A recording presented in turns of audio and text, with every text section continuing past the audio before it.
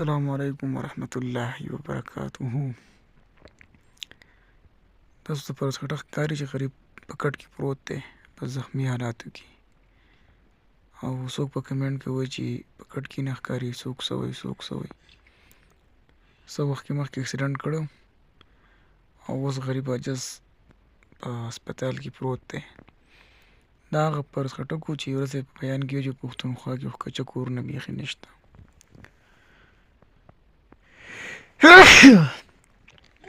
ساري یار، پر سکټک اوس غریب په کټ کې پروت دی. بس الله دې صحت ورکړي، الله دې صحتمند کړي.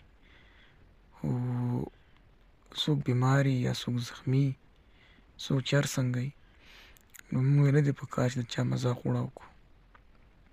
که دعا نشو کولی نو مذاق یې هم نه وړاوو.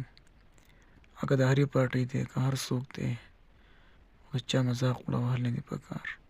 اوس دا پروت دی، اخر مسلمان دی، الله دې صحت ورکړي.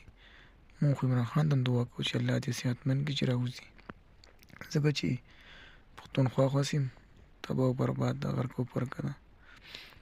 زمونږ وزیر اعلی صاحب به صرف ځي او د اډیا جیل مخ ته پې کښېني او د عمران خان د ازادۍ دپاره چې کومه دی احتجاجونه کوي. نور خو حالات هسې هم ګډوډ دي. الله دې خیر وکړي.